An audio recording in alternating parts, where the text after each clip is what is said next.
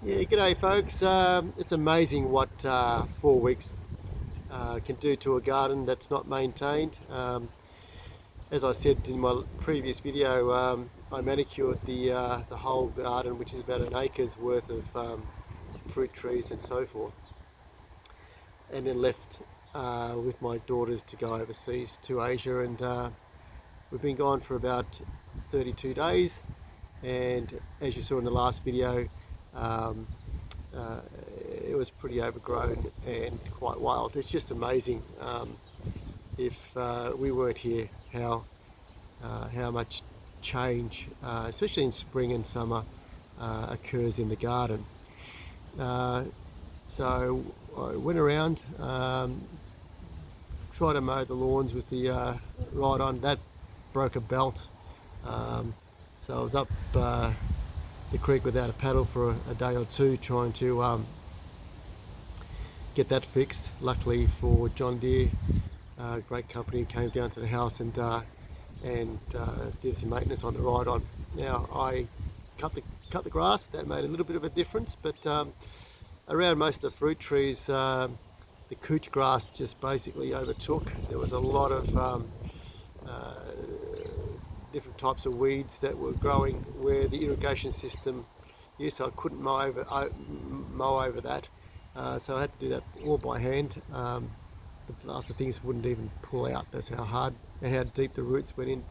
Um, so really, it was quite devastating. I mentioned to my daughters that the reason why I'm out here most days doing something is because if you don't, it ends up being the way you saw it in the last video.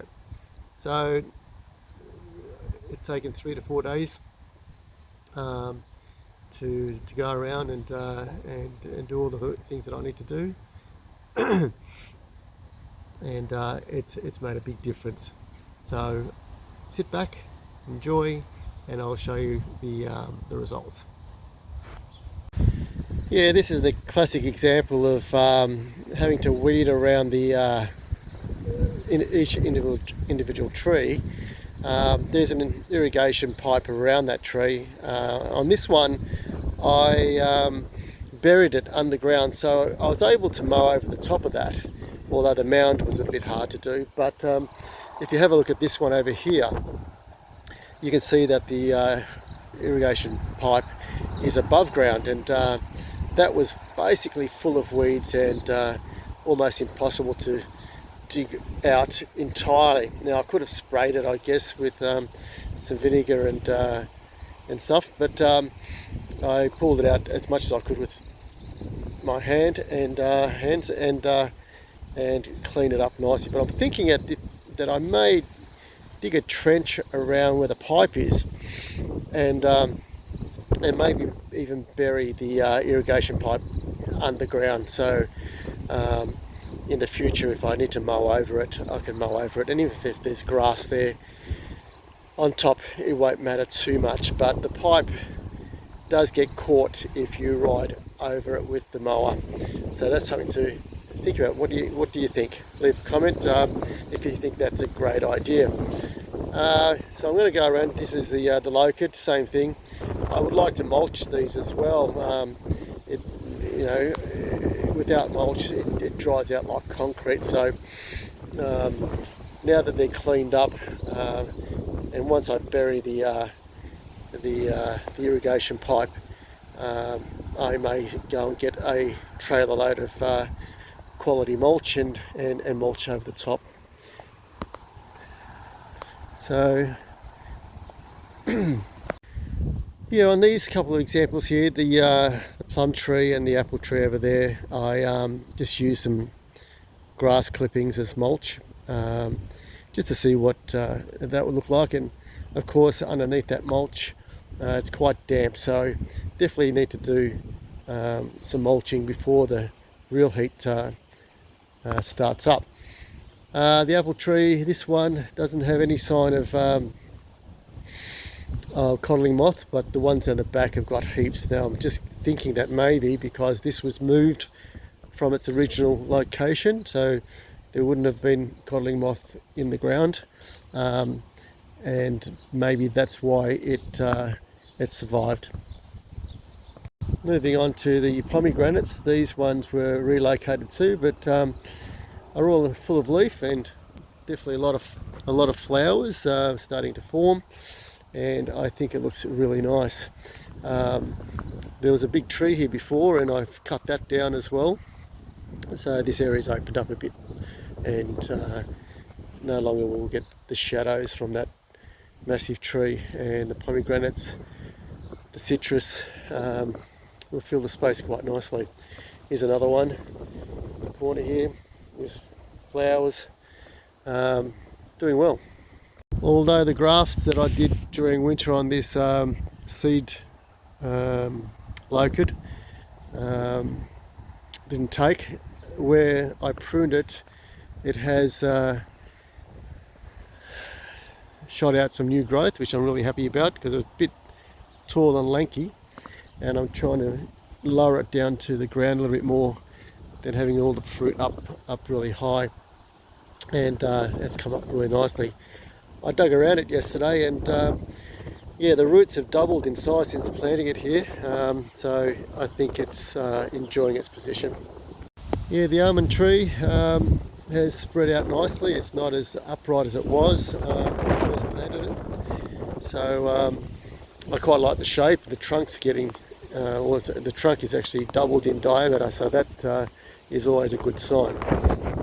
Over here to the pear trees, yep, quite vigorous. It's got a little bit of cherry slug starting to appear, so I'll probably need to spray that with some, I normally just use some vegetable oil and a little bit of detergent, not too much, and lightly spray it, and that normally works without affecting the tree too much. The Japanese pear is really going gangbusters. Leaf, well, the slug is not on that at the moment, but it won't take too long, I guess. And here's another pear here. I think they are starting to spread out as I would like them. I just keep pruning them outwards and making sure that they have got a little bit of depth in their circumference of the tree. Yeah, down the back here, the fig, or the figs, this one here has come back quite nicely after quite a nice bit of pruning, but no fruit, which is a little bit surprising. This one over here, it was pretty much flooded here for most of winter, and I'm guessing there's some root damage from the excess water, and I think I may have to pull this one out in winter and raise the soil in that a lot higher, and then probably replant it. Yeah, over to the apricots. The spread has worked nicely, so that's quite a nice shape. I did prune it before I left, so you can see all the new growth since we've been away. And this one here, likewise, not as wide as that one in terms of spreading, but it's not too bad. So there are two apricots here. Yeah, these bamboos are not they're not running bamboos, but they're not clumping as such either. So I've noticed in the last couple of years that they've spread by about 1 foot to 2 feet from the mother plant, with some shoots, which I'm not too happy about. And I dug these ones out from this location here, but I can see that in the future it's going to be a massive problem for me. What to do? The persimmon, Fuyu persimmon, I think it is, this one, seems to like its spot. No fruit, of course, but I just wanted to get established, and maybe next year we might have some luck in getting some fruit out of that one. Yeah, the espaliated apples, again, not too good. Lots of apples, but you can sort of see that a lot of strikes from codling moth, I think. But I don't know, this year being a cold start to summer or spring and summer, they look a little bit stunted. The leaves were not that nice, a lot of black spot everywhere, or what looked like black spot, but now it's got some new growth happening and it's starting to look a little bit more invigorated.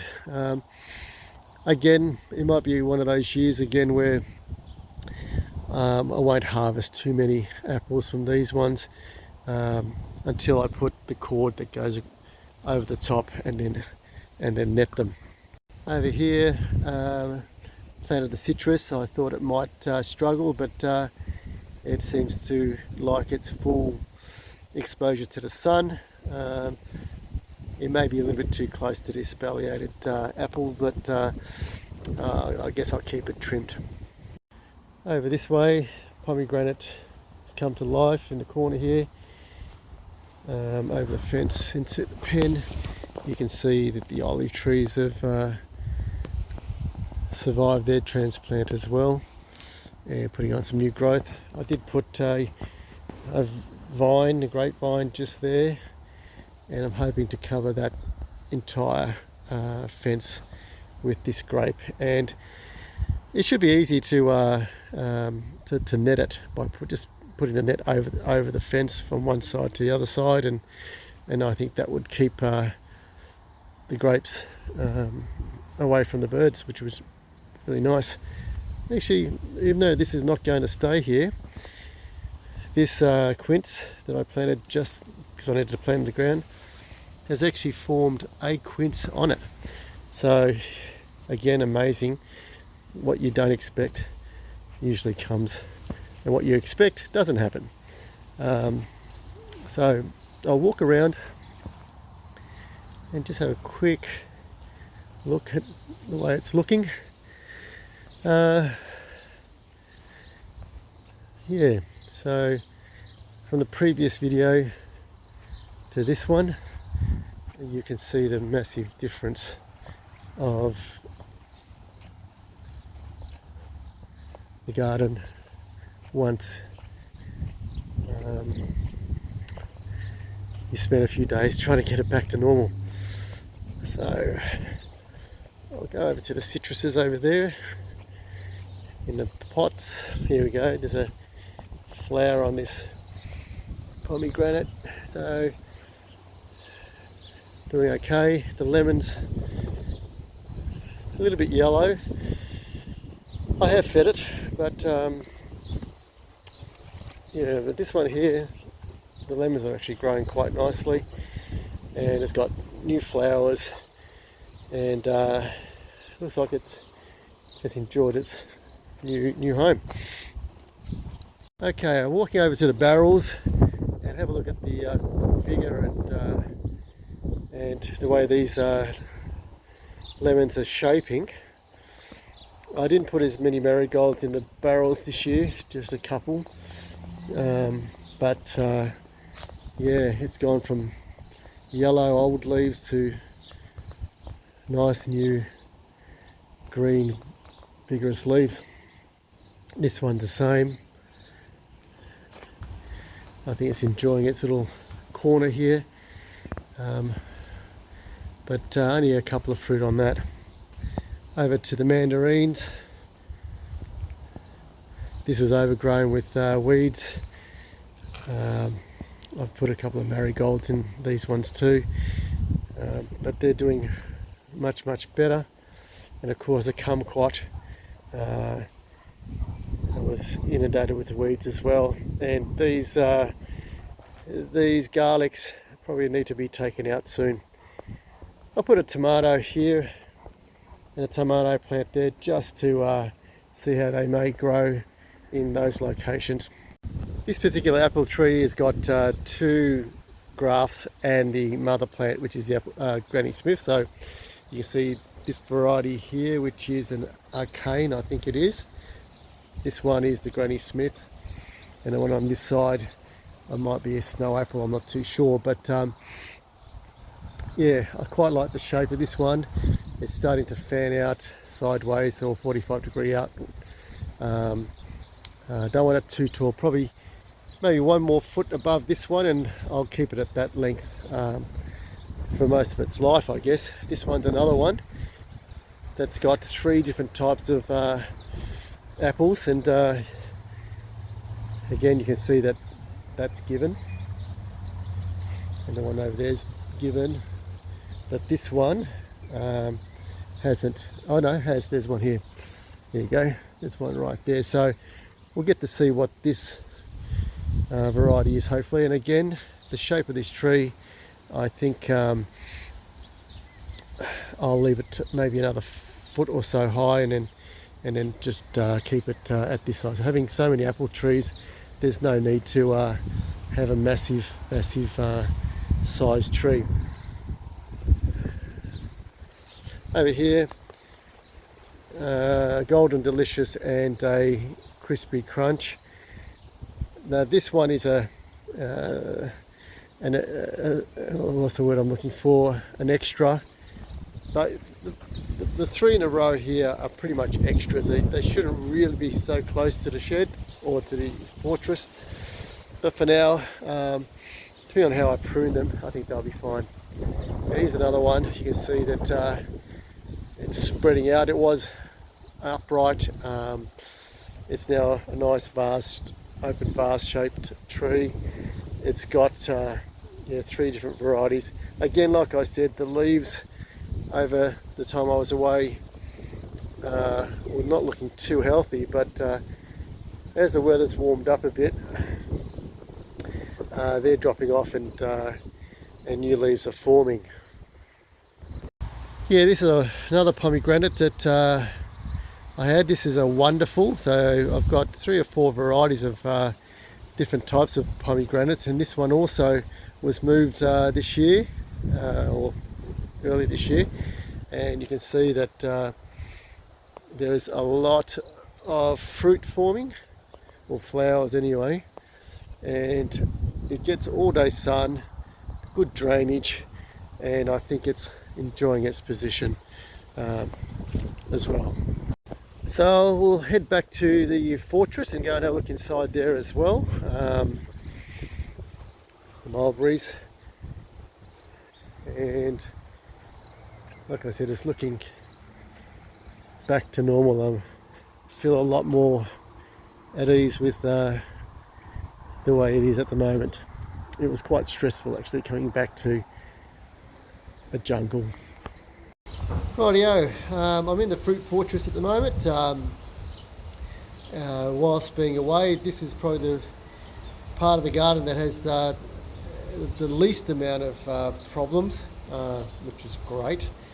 So a lot of growth, not as many weeds in here for whatever luck that was, and it's starting to look really bushy, and what a fruit fortress should look like. So let's see how it is. We start from here, and the nectarine tree, no fruit, although this one had a couple of fruit on it, but I found them dropped in the barrel. It might mean that I might have put a bit too much nitrogen, I'm not too sure. I was trying to encourage a lot more growth than fruit this year. I think I've achieved that with the vigor that they've put on, so I won't be putting as much nitrogen in the fertilizer next year, and hopefully a bit more potassium, and get some fruit on these trees. I think they're a perfect size.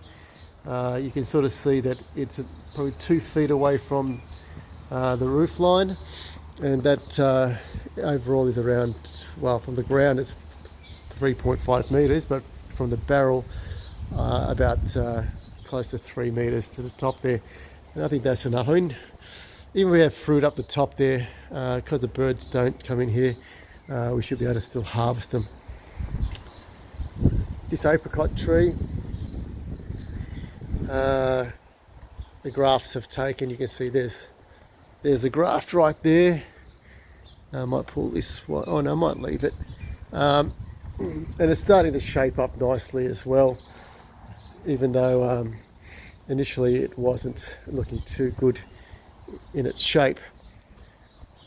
This is a peach tree, a Tatura peach tree. Again, they're all about the same size now in their second year in the enclosure. Again, I won't be pruning them too much, apart from maybe some inward growing branches. The rest will be maybe just tip pruned, and that's about it. The persimmon is doing okay. I'm not expecting too much of that this year, but we'll see what happens next year. Another nectarine, same as the ones you've just seen. Should get an abundance of fruit off that hopefully next year. The apricot plum, I just love the look of apricots. The tree itself is just a magnificent looking tree. This one also, I think, dropped its fruit this year, but looking forward to next year. Over to the Adriatic fig. Maybe a bit too sheltered where it is, but the roof will definitely come off next year, and hopefully get more fruit. Yeah, we've got the two-way quince, the champion and the Smyrna on this one. No fruit, unlike the one outside, but I think maybe next year we may get at least a couple. I'm not too happy about the shape of this plum tree. It's a nice Flavour Supreme plum apricot. It's the way I probably pruned it, I'm not too sure, but it's, yeah, we'll see how this works out. The apple tree, growing really well. Like I said, four-way apples on this, and if we don't get any apples on the outside, we'll definitely get a few apples on the inside here, which is what I hope for. Going back to the cherry tree, yes, it's a small one, but for whatever reason we were lucky enough to get a couple of cherries. Hopefully we can get a taste of that. The vine in here is also growing really well. Again, I'm hoping to cover this fence line with vine for making dolma and for grapes if they produce. Over here, the locusts, the secondary locusts, so I bought 2 of each variety. I put a couple in here, and I thought, I wonder how they would grow with minimal light at this stage, and I think they're growing better than the ones outside, so pleasantly surprised about that. And this one, which gets no sunlight whatsoever at this stage, is also putting on a lot of growth, and it's looking really healthy. Again, probably a lot healthier than the ones on the outside of the fortress. So just to give you a recap on how things are looking, just an overview, this is what it sort of looks like at the moment, and once this side catches up to that side, they'll be towering over any person that walks through the aisle here collecting fruit.